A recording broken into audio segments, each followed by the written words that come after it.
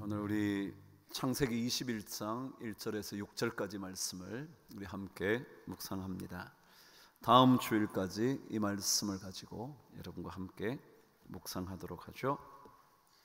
제가 1절 시작하고 여러분이 2절 번갈아 가면서 한번 읽어보십시다. 여호와께서 말씀하신 대로 사라를 돌보셨고 여호와께서 말씀하신 대로 사라에게 행하셨으므로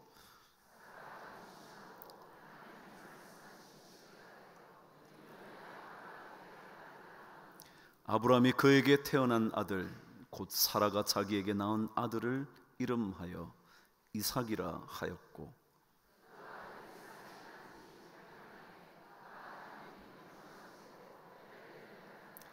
아브라함이 그의 아들 이삭이 그에게 태어날 때에 백세라. 사라가 이르되 하나님이 나를 웃게 하시니 듣는 자가 다 나와 함께 웃으리로다. 아멘. 우리나라 말에는 한 단어밖에 없지만 때때로 다른 나라의 언어 중에는 여러 단어가 쓰이게 되는 것을 알게 됩니다. 신약 성경이 쓰여진 언어가 그리스어입니다. 헬라어 언어라 그러죠. 헬라어라 그러잖아요. 근데 그 언어는 우리가 한 단어로 말할 때 여러 단어를 가지고 있는 경우가 있습니다. 아시는 바대로 사랑이라는 단어 우리는 하나밖에 없지만 그 사람들은 여러 개 있다는 거 혹시 들어보셨죠? 하나님의 사랑이라 그럴 때 뭐요? 아가페, 뭐 들어본 것 같죠? 그리고 남녀 간의 열정적인 사랑을 얘기할 때는 에로스라 그러는 말도 기억이 나네요. 또 형제간이나 우정 같은 사랑을 가리켜 우리는 필레오 그런 얘기도 하더군요. 그래요. 한 단어로 표현되지만 그 나라는 여러 단어를 사용하는 경우가 있더군요. 헬라 중에 또 다른 단어 하나가 장소라는 단어가 있는데 그 단어도 헬라에는 세 가지로 구분되어 사용한답니다. 그 첫 번째가 여러분과 제가 살고 있는 공간, 장소, 도시 그런 곳을 가리켜 폴리스라는 말을 쓰잖아요. 그래서 여러분 아직까지 미국에도 그런 단어를 붙여놓은 시가 있죠. 인디애나 폴리스 뭐 그런 거 들어보셨잖아요, 그렇죠? 그래서 폴리스라는 곳이 장소라는 뜻인데 사람들이 거주하는 지역, 장소 그런 뜻입니다. 또 다른 한 단어는 사람은 살기 어려운 황량한 곳, 돌들이 많은 돌산 지역 그런 장소를 가리켜 에레모스라고 단어를 쓴다네요. 사막 같은 곳이나 혹은 광야처럼 느껴지는 그런 곳이요. 그런데 세 번째 장소를 나타내는 단어가 또 하나 있답니다. 그 단어는 코라라는 단어인데 그 단어는 사람이 사는 것도 아니고 꼭 살 수 없다고 말할 수도 없는 이것도 저것도 아닌 어떤 공간, 사람이 살 수 있어서 괜찮은 곳이든지 아닌 것이든지 그것을 넘어서 있는 공간, 아무것도 없는 것 같은데 사실은 모든 것들을 품고 있는 공간, 그런 곳을 가리켜 그 사람들은 신비한 장소 혹은 신성한 장소 고라라 그런다네요. 그들 마음속에는 이러한 공간이 있다는 것을 인식하고 있었대요. 눈에 보이는 것만이 아닌 보이지는 않는데 모든 것을 갖고 있는 것 같은 그런 공간, 칠흑 같은 어둠밖에 없는 것 같은데 그 속에 빛을 품고 있는 그런 공간, 불가능한 것 같은데 가능할 수 있도록 무언가를 펼쳐내기 시작하는 그런 공간, 신비한 공간, 그래서 신성한 곳. 그래서 이 장소에 대한 경험이 없으면 인간의 삶은 절름발이와 같이 된다라고 생각을 했다네요. 참 대단하죠. 믿음이라는 게 뭐죠? 믿음은요, 우리가 볼 수는 없지만, 이해할 수는 없지만, 아무것도 없는 것 같지만 그것을 뛰어넘어 그곳에 모든 것을 가능하게 하는 그 무언가를 경험해 보는 것이 믿음이다, 그런 거예요. 아무것도 없는데 그 속에 모든 것이 나올 수 있는 그런 곳을 경험해 보는 것, 그게 믿음이라는 거죠. 아브라함에게, 사라에게 그런 일이 벌어진 겁니다. 100세가 된 아브라함, 성경은 100세일 뿐만 아니라 노년이라고 아예 못을 박아 도저히 생명을 얻을 수 있을 것 같지 않은, 그리고 이미 살아도 아이를 잉태할 수 없는 여인에게 생명이 잉태되고 아들이 태어나게 되는 이 이야기, 왜 우리가 아브라함과 사라를 믿음의 조상이라고 말하느냐 하면 그가 이런 믿음의 삶을 경험해 보았기 때문에, 다시 말하면 아무것도 없는데 있는 것을 경험하고 어둠이 있는데 빛이 펼쳐지기 시작한다는 것을 경험하고 도저히 불가능한 그것이 가능하게 되고 죽음이라 생각했는데 그것이 생명이 되어나는 것을 경험하게 된 그 사람, 그래서 그들을 어쩌면 믿음의 조상이라고 말하는 것은 아닐까. 믿음은 우리가 믿을 수 없는 일이 벌어지는 것을 직접 목격하기도 하고 직접 체험해 보기도 하는 그런 것을 우리가 믿음이라 그러지 않을까. 그럼 오늘 말씀은요, 우리에게 하나님은 이 이삭의 사건을 통해서 도대체 우리에게 하시고 싶은 말씀이 뭘까? 무엇을 하나님은 이 사건을 통해서 말씀하고 싶으신 걸까? 생각하게 되더라고요.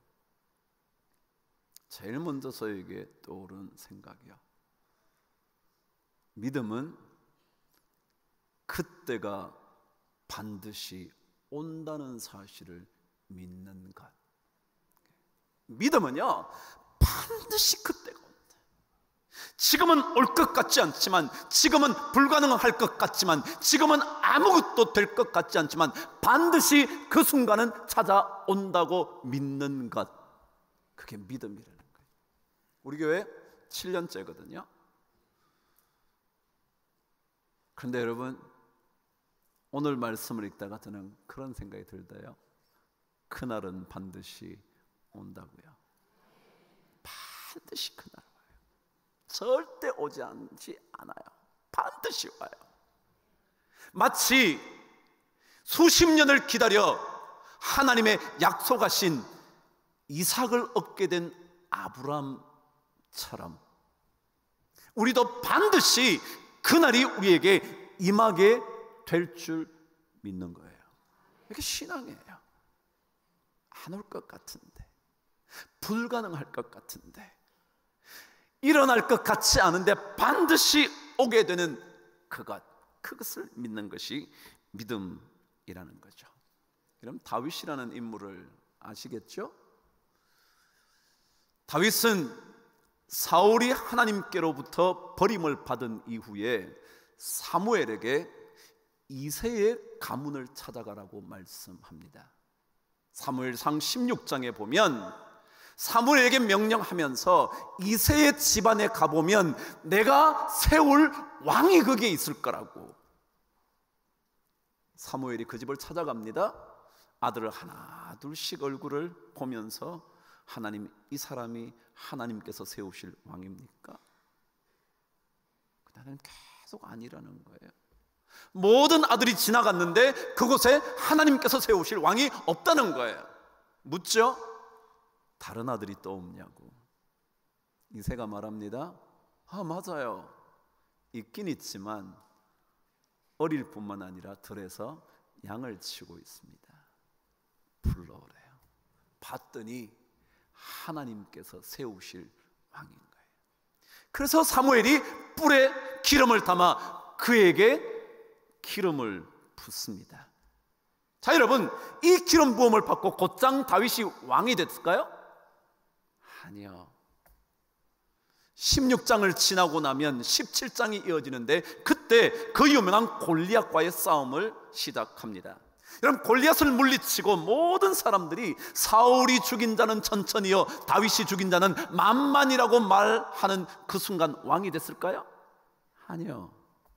오히려 그때부터 다윗은 쫓겨다니고 도망다니는 신세로 전락합니다. 얼마나 도망다녔는지 성경을 뒤져보니까 15군데까지 도망다니는 거예요. 제가 몇 군데 읽어드릴게요.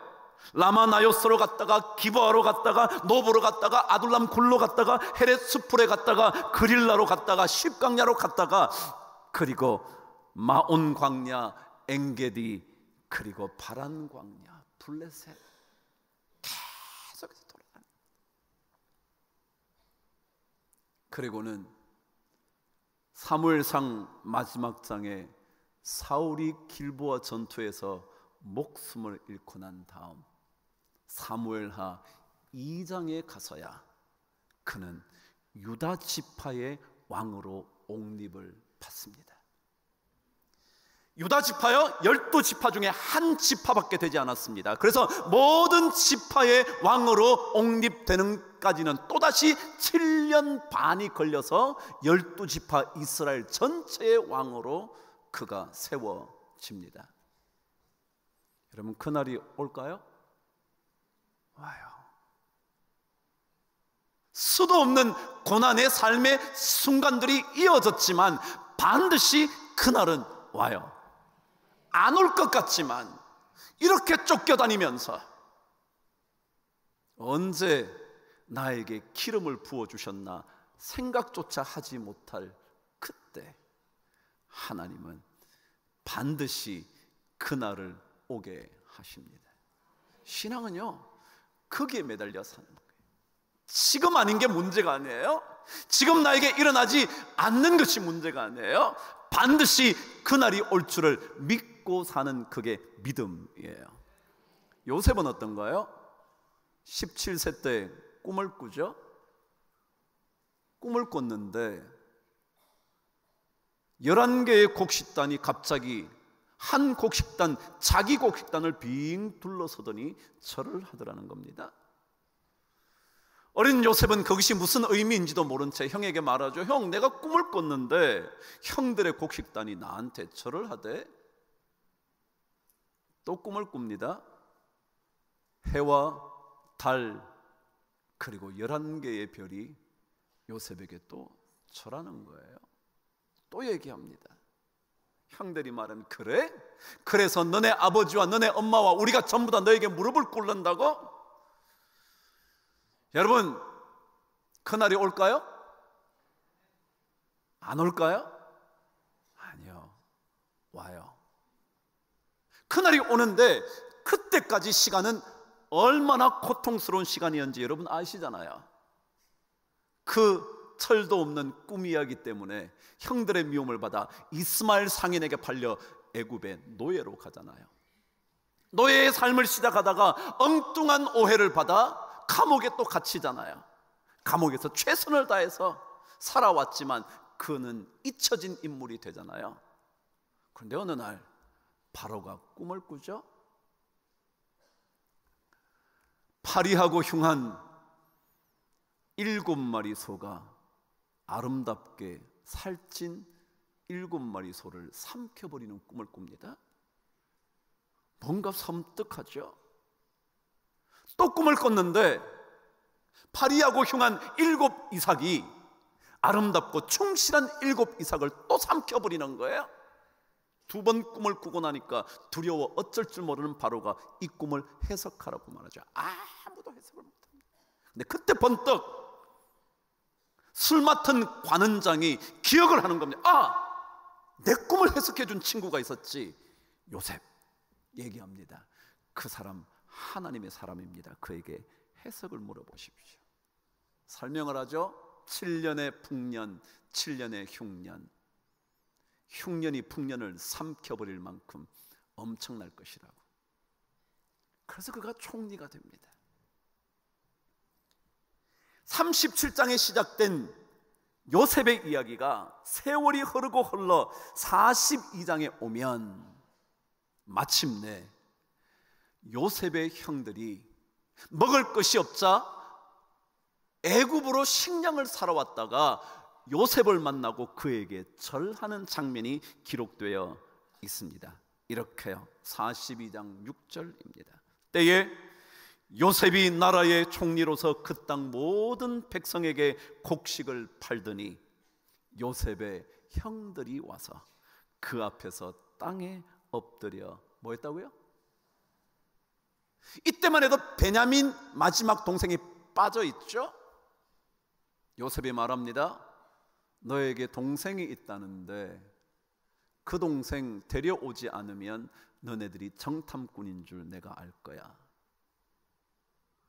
가서 아버지를 설득해서 베냐민까지 데리고 옵니다. 11명의 형제들이 다 모인 거죠. 창세기 43장 26절은 이렇게 말합니다. 요셉이 집으로 오매 그들이 집으로 들어가서 예물을 그에게 드리고 시작 땅에 엎드려 절하니. 그날이 옵니까? 옵니다. 반드시 옵니다. 그런데 그 오는 세월이 얼마나 힘들었던지 요셉이 자신의 첫 번째 아들을 낳아 이름을 지었는데 그 이름이 므낫세였습니다. 그 뜻은 모든 고통을 하나님이 잊어버리게 하셨다. 얼마나 힘들었으면 그의 첫 번째 아들 이름을 고통을 잊게 해주신 이 아들이라고 적었을까요? 자신의 고통과 아버지 집에서 일어났던 온 일을 잊게 해준 아들이라고 이름을 그렇게 지었을까요? 그래요? 모든 고난의 시간을 지나 마침내 그날이 요셉에게 옵니다. 우리에게도 그렇습니다. 신앙인은요, 뭘 믿고 사느냐 하면 반드시 그날은 온다는 것을 믿고 삽니다. 아무리 힘들어도요, 아무리 고통스러워도요, 아무리 내 인생 끝날 것 같아도요, 우리는 그날이 올 것을 믿고 견디며 삽니다. 길고 긴 시간이 걸릴지는 모르지만 반드시 그 순간은, 그때는 찾아옵니다. 그래서 제가 오늘 여러분과 함께 이런 제목을 적은 거예요. 그때는 반드시 옵니다. 우리 힘든 시간을 보냈지만 그날은 반드시 올 거예요. 멀지 않았을 거예요. 아니, 멀어도 우리는 반드시 올 줄 믿고 삽니다. 왜냐하면 하나님은 약속하셔서 이루시는 하나님이거든요. 그래서 오늘 성경은 이 반드시 오게 되는 그 순간에 전제가 있다는 거예요. 전제가. 그게 오늘 1절과 2절 말씀 저와 함께 읽으면서 발견해 보시죠. 시작. 여호와께서 말씀하신 대로 사라를 돌보셨고 여호와께서 말씀하신 대로 사라에게 행하셨으므로 사라가 임신하고 하나님이 말씀하신 시기가 되어 노년의 아브라함에게 아들을 낳았다. 읽어보니까 무슨 얘기가 중요한가요? 여호와께서 말씀하신 대로. 여러분, 하나님은요 말씀하신 대로 이루시는 분이십니다. 말씀하신 그대로 되는 겁니다. 그래서 신앙은 가면 갈수록 하나님의 말씀에 집중하는 거예요. 내 생각에 집중하는 게 아니에요. 내 환경에 집중하는 게 아니에요. 내가 분석한 정세에 의존하는 게 아니에요. 내가 상황 판단한 것에 따라 사는 게 아니에요. 하나님께서 말씀하신 크기에 집중하며 사는 거예요. 신앙이 그런 거예요. 여러분 생각하고 틀리다고, 여러분 생각하고 다르다고 그런 얘기 할 거 없어요. 우리는요 그게 문제가 아니에요. 하나님의 말씀하신 그대로 되는 것. 그래서 우리는 그 말씀에 집중하며 살아요. 왜 우리가 이 말씀을 자꾸 보냐면요, 말씀에 집중함으로 그때가 이루어질 수 있는 믿음의 경험을 하려고요. 그래서 우리가 믿음의 여행을 하는 거잖아요. 그런데 여러분, 말씀은요 그 한 말씀만 끄집어내서 말씀을 묵상하시면 실패입니다. 그건 이단들이 하는 겁니다. 이단들은 요거 하나만 딱 집어가지고요, 너 이렇지 않지? 그러니까 너 안 돼 라고 말합니다. 아니요, 말씀에 집중하는 것은요 하나님의 전체 말씀 속에서 그 말씀이 어떻게 이루어져 있는지를 보는 거예요. 예를 들자면 여러분, 마태복음 7장 6절에 가면 그 유명한 얘기 하나가 있습니다. 뭐냐 하면, 구하라 그리하면 너희에게 주실 것이요, 찾아라 그리하면 찾아낼 것이요, 문을 두드리라 그리하면 너희에게 열릴 것이다 그랬어요. 자, 제가 한번 물어볼게요. 우리가 말씀에 집중한다 그랬는데요, 이 말씀에 집중하면 어떻게 되느냐면요, 내가 구하기만 하면 반드시 하나님이 주시겠죠. 왜 대답을 못 하시는 거예요? 말씀이 방금 그랬잖아요. 구하라 그리하면 주실 것이요, 찾아라 그리하면 찾게 될 것이고, 문을 두드리면 열릴 거라 그랬잖아요. 그러면 하나님께 기도하면 주실 거라는 거잖아요. 그렇죠? 근데 만일 중요한 게 있어요. 이것만 읽으시면 하나님은 우리가 구하는 대로 주셔야 되나요? 안 주셔야 되나요? 주셔야 돼요. 그러면 우리가 하나님일까요? 하나님이 하나님일까요? 내가 하나님이죠. 왜요? 나 가져와 그러면 하나님이 주시는 거예요? 내가 이것 찾아야 돼, 주실 거예요? 내가 문 열어 그럼 여는 거예요? 여러분, 그러면 내가 하나님인가요? 하나님이 하나님인가요? 이제 정답을 아시네요? 그렇게 내가 하나님이 돼요. 그럼 그게 우리 신앙과 맞나요? 안 맞죠. 자, 그래서 말씀에 집중한다는 것은 어떤 거냐면 이런 거예요. 말씀이 왜 여기에 그렇게 적혔는지, 무슨 의미인지를 밝혀내는 거잖아요. 이 7장이 어디 뒤에 있을까요? 6장 뒤에 있어요.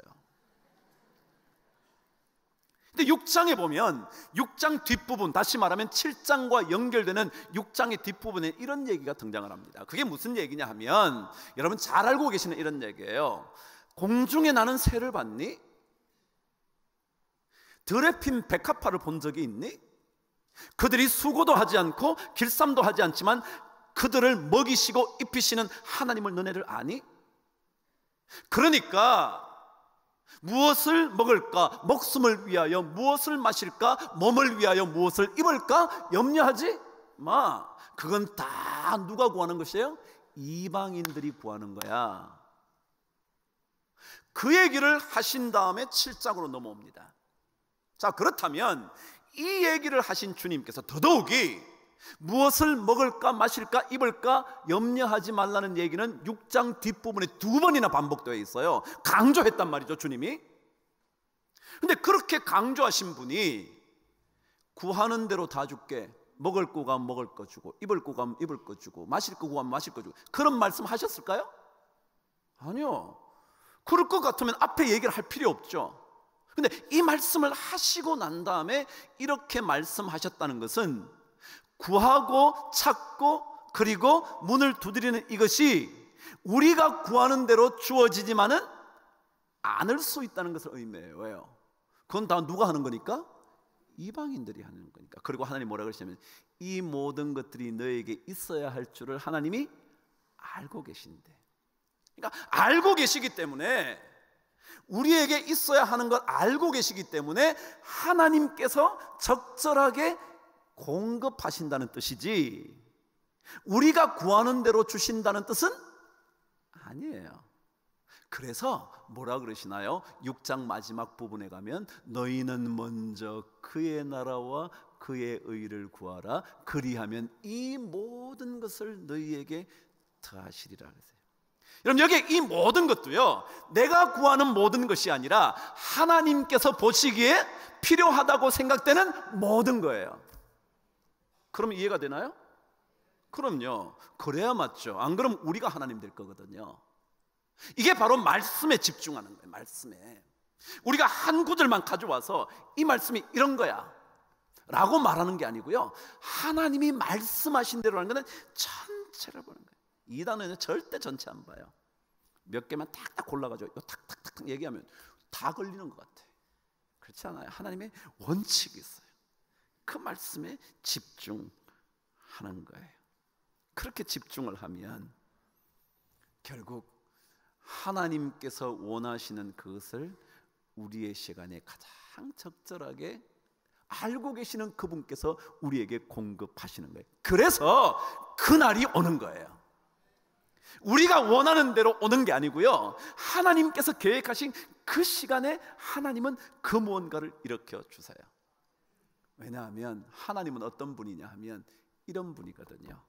오늘 말씀 1절을 다시 읽으면 하나님이 어떤 분인지 확인할 수 있을 거예요. 읽으실까요? 시작. 여호와께서 말씀하신 대로 사라를 돌보셨고 그랬어요. 왜냐하면 하나님은 어떤 분이시라고요? 돌보시는 분이라는 거예요. 돌보신다는 단어의 뜻이 뭐냐 하면요, 돌본다는 뜻에는 중요한 두 가지 뜻이 있어요. 그 두 가지 뜻이 뭐냐 하면, 첫 번째는요, 우리의 상황 속에서 가장 중요한 변화가 일어날 수 있도록 조치를 취한다. 다시 한번요. 우리의 상황 속에서 뭐요? 가장 중요한 변화가 일어날 수 있도록 조치를 취한다. 이게 뭐라고요? 돌보신다는 거예요. 여러분, 하나님은요, 우리 삶 속에 가장 중요한 변화가 일어나도록 계속 역사하고 계세요. 그것이 어떤 상황 속에 있든지 간에 관계없어요. 지금 내가 이런 상황에 있어도 저런 상황에 있어도 하나님은 가장 그 상황에서 중요한 변화가 일어날 수 있도록 뭐하고 계신다고요? 역사하고 계신다는 말이 무슨 뜻이라고요? 돌보신다. 그래서 제가 언젠가 여러분에게 이 사람의 신앙시를 얘기한 적이 있어요.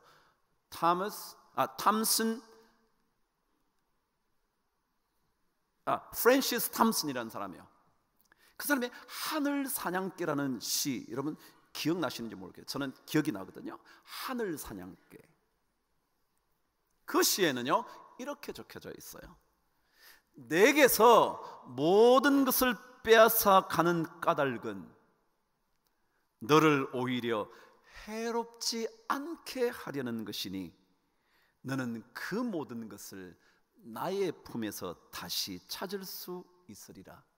일어나 나의 손을 잡아라. 그리고 내게로 오라. 그럼 하나님이요, 지금 나에게서 무언가를 빼앗아 가세요. 빼앗아 가시지만 제가 뭐라 그랬어요? 하나님은 우리를 뭐 하시는 분이라 그랬어요? 돌보시는 분이라 그랬어요. 돌보신다는 뜻이 뭐라고요? 그 상황에서 가장 중요한 변화가 일어날 수 있도록 뭐 하신다고요? 조치를 취하고 계신다 그랬어요. 그러니까 하나님이 우리에게 뭔가를 빼앗아갈 때 그것은 오히려 우리로 하여금 해롭지 않게 하시려는 거예요. 만일 여러분에게 뭔가를 가져가신다면 그것은 하나님께서 보시기에 우리가 해를 당하지 않게 하시려는 하나님의 계획이라는 거예요. 그리고 언제인가 하나님께로 가면 그 모든 것을 주님의 품에서 다시 다 찾을 수 있게 될 거라는 거예요. 그래서 그분께 나아가 그분의 손을 잡아야 된다는 거예요. 이게 그 사람의 말이에요. 그래요. 제가 뭐라 했어요? 돌보신다는 뜻이 뭐냐면요, 내 지금 일어나는 모든 상황이요, 안 좋은 상황, 빼앗기는 상황, 모든 것을 잃어버리는 상황에도 하나님께서 그 상황 속에서 중요한 변화가 일어날 수 있도록 계속 역사하고 계신다는 거예요. 더더욱이 돌보신다는 두 번째 뜻은 뭐냐면 정확하게 계산한다라는 뜻. 정확하게 계산한다. 그래서 하나님은 우리의 머리털까지 다 세고 계신데 정확하다는 거예요. 이 사건이 일어난 것 하나님께는 정확한 거예요. 그리고 지금 어쩌면 많은 것을 잃어버려도 이것은 하나님께는 정확하게 계산된 일들이에요. 우리는 자꾸만 내 생각에 왜 이렇게 다 가져가셔? 왜 이렇게 우리 가정은 이렇게 돼? 왜 내 자식은 저렇게 되고 나의 건강은 이렇게 되냐라고 생각할지 모르지만 하나님의 계획 속에 그것은 너무너무 세밀한 계산에 의하여 이루어지고 있다는 거예요. 그러니까 이것을 믿으면, 이 돌보시는 하나님을 믿으면 반드시 그날은 우리에게 온다는 거예요. 이게 신앙이에요, 신앙. 우리는 자꾸만 내가 구하는 대로 와야 된다고 생각하잖아요. 내가 구하는 대로 오는 게 아니에요. 하나님이 말씀하신 대로 와요. 그런데 하나님의 말씀은요, 우리를 버리는 말씀이 아니라 우리를 돌보시는 말씀이라고요. 빼앗아가는 것 같지만 오히려 해롭지 않게 하시기 위한 하나님의 계획 속에 담겨져 있는 거예요. 두루뭉술하게 하시지 않아요. 정확하고도 세밀하게 하시는 분이에요. 이사야 59장 1절 말씀대로 그분은 손이 짧아 구원하지 못하시는 분이 아니에요. 귀가 둔해서 듣지 못하는 것도 아니에요. 주님은 무엇이든지 하실 수 있어요. 내 삶에서 중요한 변화를 일으킬 수 있는 분이에요. 그래서 예레미야 애가 3장 25절에는 그를 구하는 영혼들에게 여호와는 선하시도다. 좋은 분이라는 거예요. 그래서 이 돌보신다는 단어가요, 결국 하나님의 그런 은혜를 입는다, 그런 뜻이에요. 그래서 영어 성경은요 이렇게 번역했어요. 여호와께서 사라에게 은혜를 베푸셨다 라고 번역을 해요. 그래요? 신앙생활은 하나님께서 말씀하신 대로 하나님의 돌보시는 은혜로 반드시 그날이 올 것을 믿고 살아가는 거예요.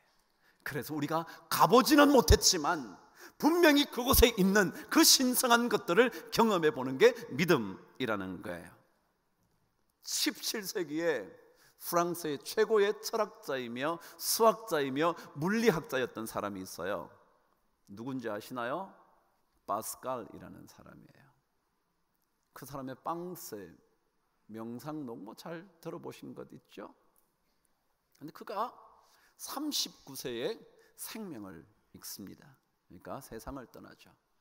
떠나고 났는데 그의 외투에 보니까 뭔가를 꿰매놓은 게 있는 거예요. 그걸 뜯어보니까 그 안에 글이 적혀 있었던 겁니다. 그 글의 내용을 제가 읽어드릴게요.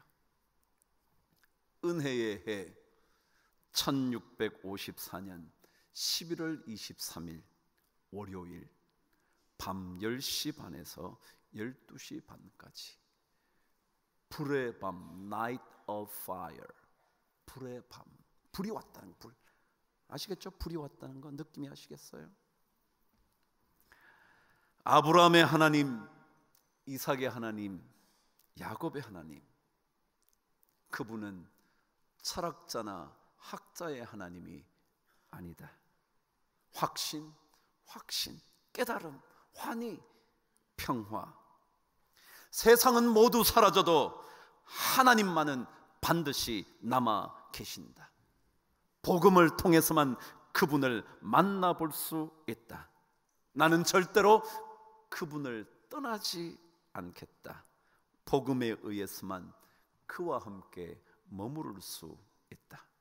예수 그리스도와 나의 인도자를 향한 완전한 복종, 찰나의 이 세상에서도 얻게 되는 영원한 환희, 주의 말씀을 잊지 아니하리이다. 시편 119편 16절. 아멘. 이렇게 적혀져 있는 거예요. 이게 뭔가 그랬더니 1654년에 그가 11월 23일 날 마차를 타고 가다가 다리에서 떨어져서 죽음을 경험합니다.